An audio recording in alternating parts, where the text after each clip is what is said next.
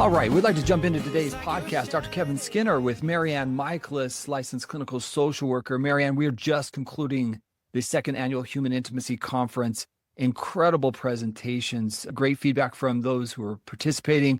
And we're just so excited to say we are now offering that on our website, humanintimacy.com, where people who weren't able to attend can get access to it. So MaryAnn, what are your initial thoughts of the conference? And then we'll talk about how to get access to it. There was so much information, Doc. And I know every session that I attended, I learned.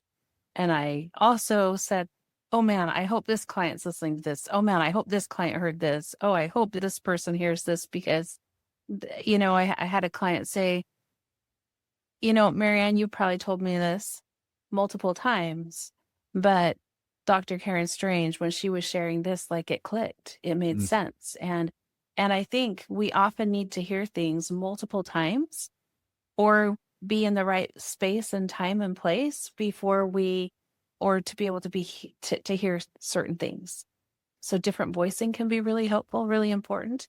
It was so much information. What I'm asking my clients to do is to, if they can, sit down with their spouse or partner and to go back through and listen together and then have conversations.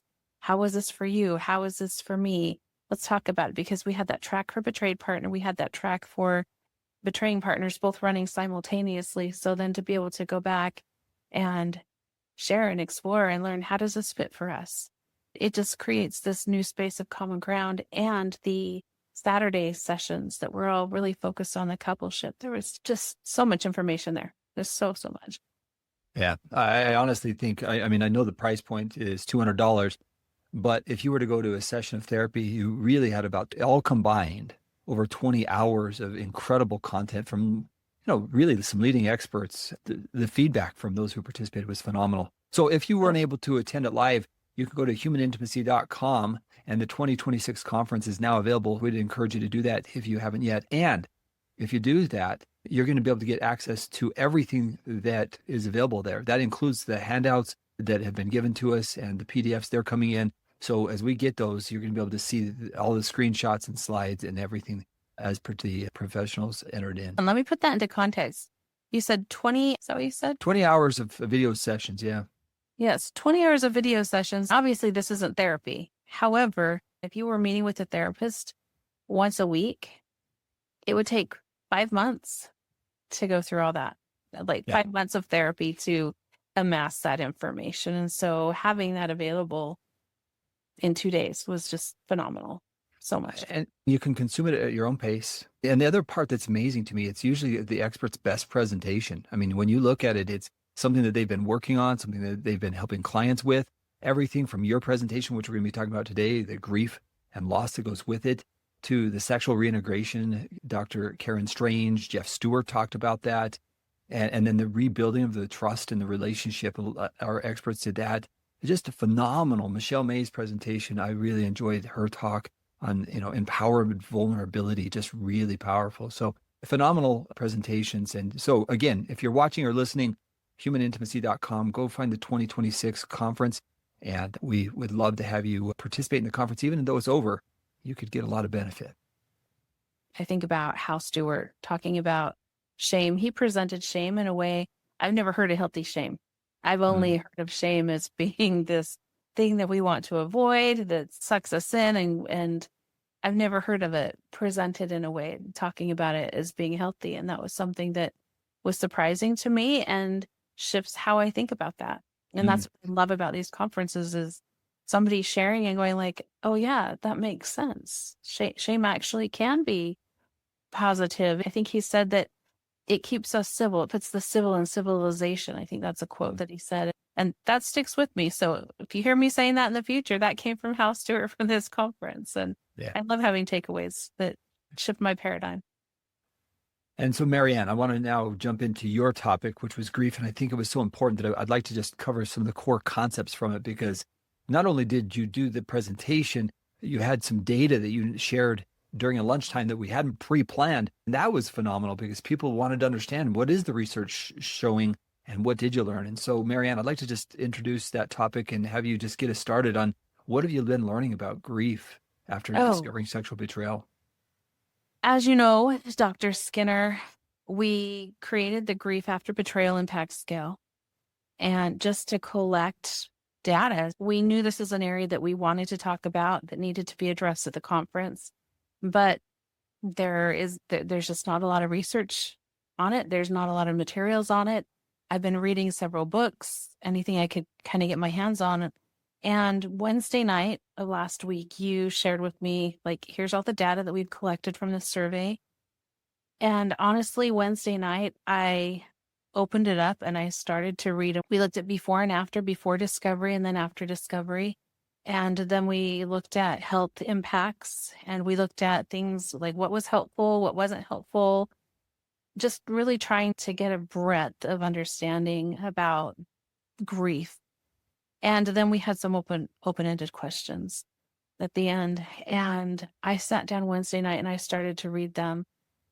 And I had expectations, but when I sat down and started to read some of these open-ended responses that were just raw pain, question after question after question, people responded with this deep vulnerability saying, let me tell you about my experience, the pain that I've carried with this, even 20 years later, 30 years later, even after I've done a lot of work, even after I've moved into another relationship and done a lot of work, there's still this really, really deep pain. And I looked at that Wednesday night and went, I don't know what to do with this. And I knew that I was presenting on grief, and I didn't know if I was going to just add all of that in, but it didn't fit.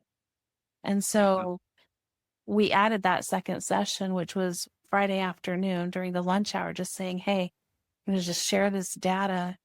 And honestly, I just felt this like a burden. Like, there is some really raw, important information here that needs to be understood and seen. There's a lot that we need to learn from this. And so for any of our listeners, if you haven't taken this, we would love to have you add to the data, because we want to understand this. But it definitely opened my eyes, I think, a little bit differently. There were some surprises that we found there. And so I know we want to probably talk about some of that today. It was a really humbling experience. And you say humbling because of what? What was it that you'd say, man, I had no idea that? Finish that sentence. I think I had no idea that people were maybe so willing to talk about it, almost wanting to talk about it. We talk all the time about PTSD. We talk all the time about feeling like you've betrayed yourself or abandoned yourself with betrayal trauma. At least I talk about those things all the time. I know you and I talk about these in reference. They're kind of our foundation of what we're doing in our work. But when I started to put together the data, I took one question that was open-ended that said, what was the most painful experience for you in the betrayal? And because I had so little time to put it together, I was just frantically trying to find anything that was a correlation. So I went through all these open-ended questions, and I just looked for anything that said the loss of. And I pulled over those losses, and I started just to put them in a column to say, okay, now let me figure out what's the biggest here. And the biggest loss that showed up was the loss of self, the loss of trust in self, the loss of identity. I've never seen it, like, research-wise, quantifiably, that this is the biggest loss. And so I think I'm humbled having this information saying, okay, now what do we do with this? And yeah, so that's the humbling part, is having something and not knowing where it needs to go or what needs to be done with it, but knowing it needs to be honored. And I think that first step is giving it a voice. That's why we're speaking on it today, right? Because when I first gathered the research on post-traumatic stress symptoms, and I started realizing we really need to have a voice here. It really needs to be talked about, because if we don't talk about it, then the assessments and everybody who's going through this, we don't have that common dialogue or that common language. I heard you say is like, now people are writing it in because they want to give it a voice. And by the way, the reason why we chose this topic, I mean, I know you chose that topic, I don't know, months ago, we reached out to some people that we know, and they're looking for, more guidance and support. And I said to them, help us create a conference that addresses the topics you want us to address. And so we took that whole list and said, what do you guys want to talk about? And I sent it out to all the experts who are presenting. And that's the one that you really gravitated towards and you took on. And man, you did a masterful job of pulling that information together, looking at grief, giving it a voice, because I really do believe that there is yes, there are the PTSD symptoms. And then there's this next part of it is, how do I give a voice to the grief that I've been feeling? And interestingly enough, I think we could also do the grief of the partner who's acting out. Exactly. There's two parts, and we haven't even looked at that. I feel like there's a space, and maybe it's a space that I'm in right now, but I'm trained as a CSAT, certified sex addiction therapist. I'm trained as a certified partner trauma therapist. I've been working with betrayed partners since 2015 in groups. And I cannot think of a time where I have been trained. I've been to a training where they've said, we've got to help betrayed partners or people who are betraying. I've never heard anybody say we need to start working on the grief. That has to be part of a training. That I don't know of a model for betrayal trauma that really, we talk about the trauma, we talk about the betrayal, we talk about the PTSD symptoms, but we haven't been bringing in that whole grief part. I was going to say, it's there. You're gathering research. I mean, the first 60 people who completed the survey, by the way, if you have not taken that survey and you would like to, we will put it in today's show notes, just so you can take the assessment and understand the voice of, give your grief a voice. Because I think those first 60 people are a starting point of, wow, we need more information on this topic. Yes. So please do, because we need to start training as therapists. We need to have the tools. We need to have the data. We need to understand how to help. So we've had this big vacuum where I've worked with people and said, oh yeah, that's grief. You're going to need to grieve that. Not understanding, not having words. We haven't had words to say. Most people who have gone through this, they have really felt like this loss of identity, loss of trust in themselves, loss of their reality. It was also interesting. One of the high losses that I also saw was a loss in the way that I see my partner. That was really, really big one. Like, I just don't see you the same way anymore. That's completely been gone. You were somebody who I respected, who I had so much esteem for and I admired, or whatever that looked like, but that's been lost. And boy, that has to be grieved. A term I've been using recently with clients is like a collapsed self, that lost identity. I've that self. Who am I? And I think that that's part of the solution to help people with their grief, is to come back to that true self.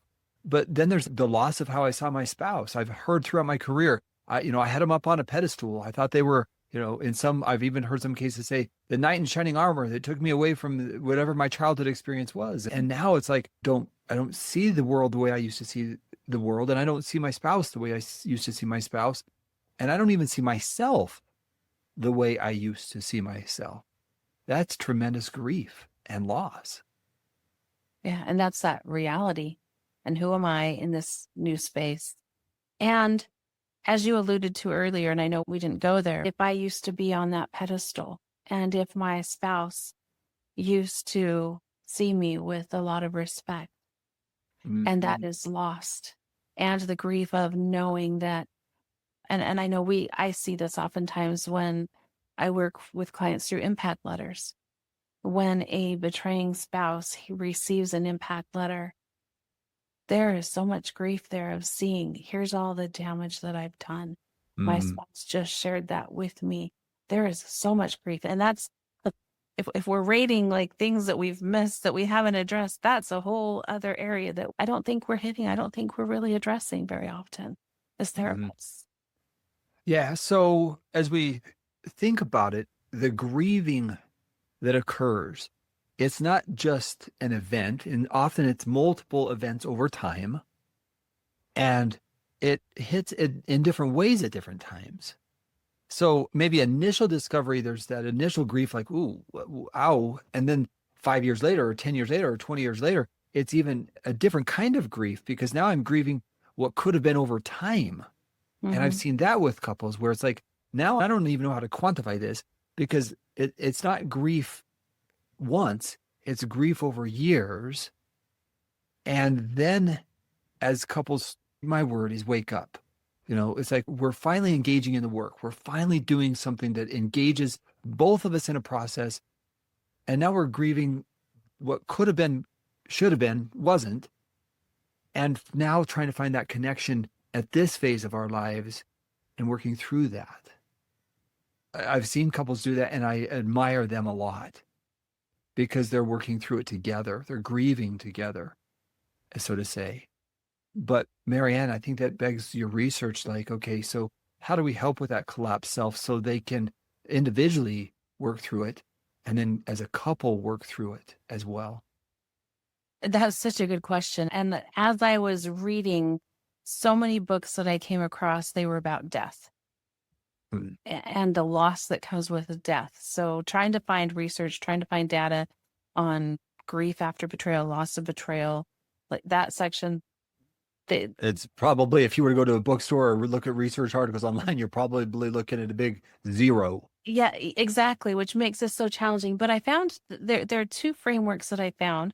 There's one framework, and I actually can't even reference off the top of my head where this comes from, but there's a framework of looking at grief in this space where they talk about there's the event that happens, and there's a lot of emotions around that. The second stage of that they call conflict stage, where there's a lot of rage, there's a lot of confrontation about who am I, like looking at the loss of reality and self. And then they have an accommodation stage where they're kind of just, okay, now I'm learning to deal with it. I found a book that I'd had on my bookshelf for 10 years by Susan Anderson talking about really taking it and realizing, yes, we can grieve with our partners, but before we can even grieve with our partners, we have to do a lot of work for ourselves. And she talks about when we have what she calls abandonment. And I think that that term can be applied here in so many ways, because when we're talking about betraying our partner, betraying our trust, it is, are you there for me? No, you're not there for me. You left this space that was our space and you went someplace else. And so there's the abandonment of the trust, of the commitment. And when we're looking through this abandonment lens, it cuts right down to the very quick of our deepest, most primal fears. Are you there for me? Are you going to leave me? Am I all alone? The theory that she shares talks about, yes, there's a shattering period. Then there's a withdrawal period, which is a normal period where there's a lot of, this works with our body's fight, flight, or freeze system. We withdraw and then we internalize. And this is a really shut down place that we go to where we're frozen, we're not functioning very well. And then we go to what she calls rage, which is where we have to learn how to take the emotions and how to turn them into something more positive. But we're shifting from I'm shut down and sucked in and I'm not functioning to now I'm making positive. Now I'm finding places to find my story. Now I'm finding support groups. Now I'm figuring out how to make sense of my reality. And it's this reclamation of myself stage. And then that moves into what she calls lifting as well, where in that space now I've used some visualization. I've worked with some of my parts internally. I've allowed myself to go through all of these emotions. And now I can start to do hard things. I can start to re-enter my life in a new space, from a new space. I think we have to do that individually. And I think we have to do that as a coupleship. There's both partners have to do their work once the coupleship. And I think this is a lifelong process. It doesn't end. And what I appreciate about what you're describing is this process, the grieving process, not the grieving event, the process. And you look at all those different ranges of emotions that, again, in that situation is probably the one who's been betrayed. But I think the pattern is true. Both partners have to grieve, but more important, when they do it as a couple, they can't expect that their partner's going to grieve at their speed. And we can't expect that, well, I'm ahead of you, so what's wrong with you? You're not doing your work. But when people are engaged in the process, you got grieving in a place where I'm aware of my own stuff, my own grieving journey. And that requires insight. It requires us to look at maybe patterns that we've maybe ignored in the past. And now we're standing up and saying, this has to change.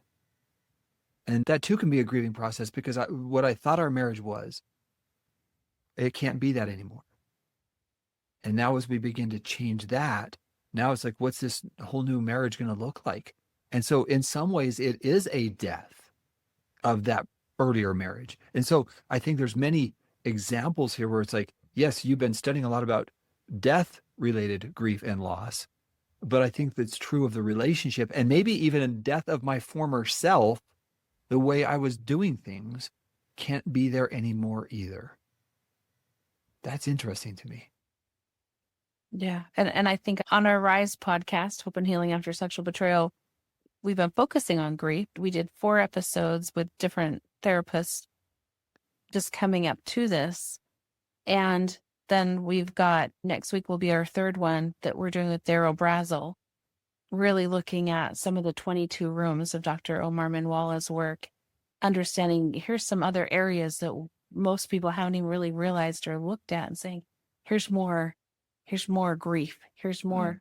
And I just think there's so much that we haven't even looked at here. There are 2 points I want to make sure that we cover before we go to that coupleship. I want to make a basic kind of umbrella statement just about grief in itself. One is that normally we're looking at about 18 months with a death. It takes about 18 months before somebody's, like, we've got some markers, 6 months, a year, and 18 months. There's some big markers. Usually it's 6 months. That's where maybe some of the numbness is maybe starting to wear off, where people were saying, hey, I'm here for you. They've kind of gone back to their normal lives. And the trickiest part with betrayal is that nobody sees it most of the time, or they just expect you to get up and move on with it. And so we're suffering oftentimes in silence. So there's that going on. Now shifting when we're looking at death in a family, if a family member dies, we can sit down a whole entire family system and look at them, and they will all be in different stages of grief. They'll all be having different reactions, even though they might have all heard the news at the exact same time, but they're in different places. So just as you were talking about earlier, not everybody goes at the same pace. That's normal for any type of loss that we're talking about. So when we take that to the coupleship, I need to feel like I can show up and say, I'm really having a really hard day today. This is really hard. And my partner needs to be able, they don't have to be in that same exact place with me, but can they show up and say, thank you for letting me know. I'm here for you, and giving each other space and support in that process, because we won't be in the same places.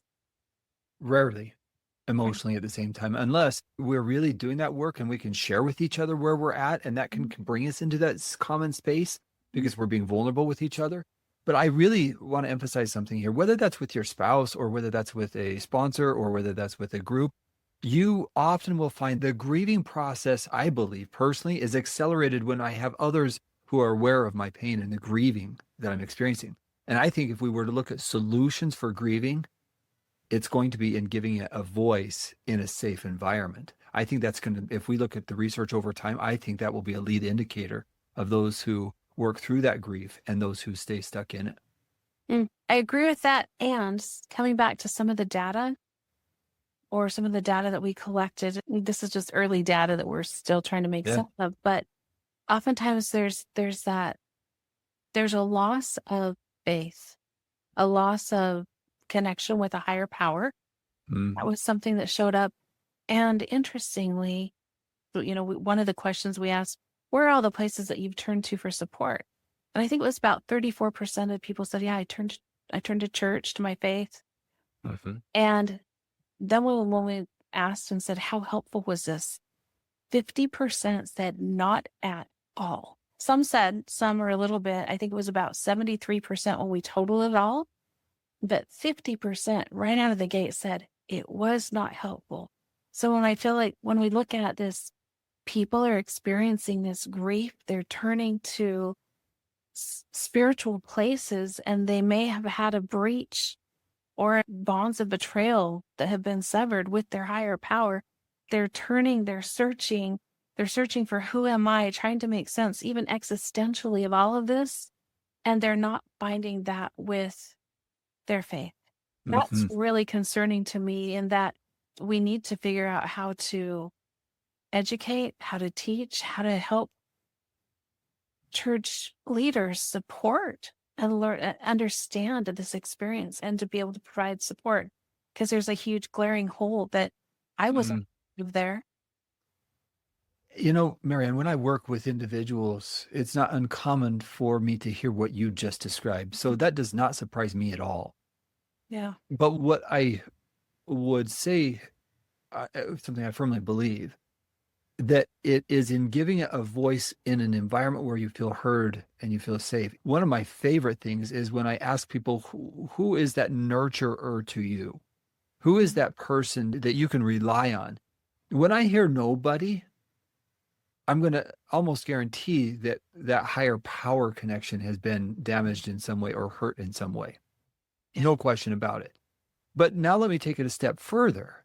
When I have somebody say, it was my grandma, it was my friend, it was this person I met at group, and I could turn to them, and they hold me, or they comfort me, or they strengthen me, or they send me a note.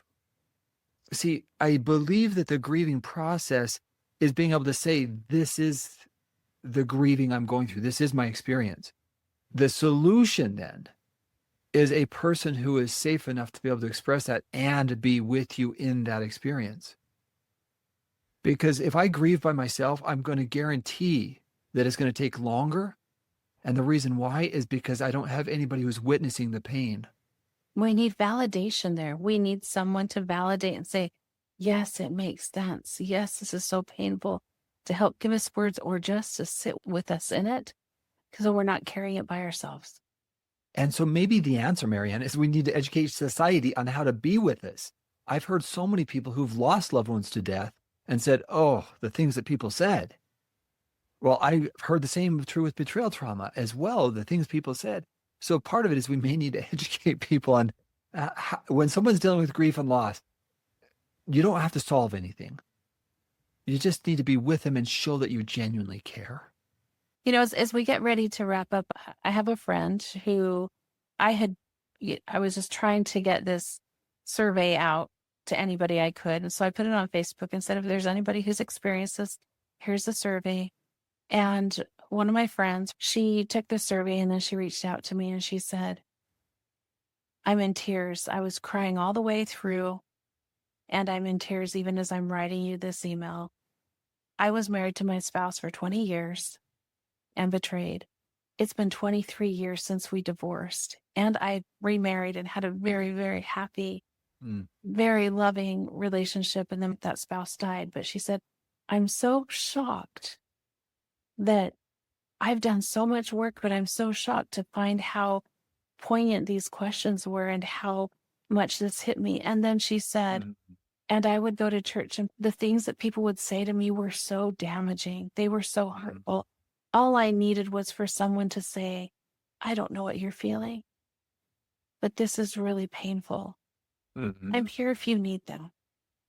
And just to echo off what you were saying, we need to learn how to sit with each other, to sit with each other's pain.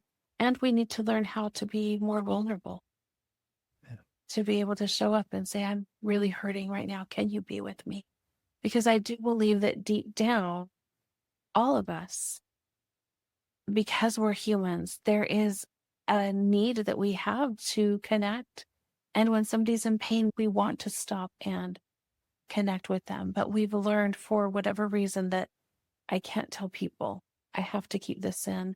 And that might be some of the shame that Hal Stewart was talking about in this conference. But I can't say enough about, we need each other. We need connection, and we need vulnerability. There's so much more that could be said here, MaryAnn, and I really appreciate you taking the lead on this one and taking it and running with it, because I think it's going to, honestly, I think it's going to influence your career for years to come, because I think it's that important. And so right now, what you're witnessing to our audience is the budding start of what I think will be a long-term process of really engaging in how we can best help individuals through the grieving process. So MaryAnn, thank you so much To our audience, thank you for being with us today. We're grateful that you are listening to the Human Intimacy Podcast. So for Dr. Kevin Skinner and MaryAnn Michaelis, thank you so much for being with us. Thank you.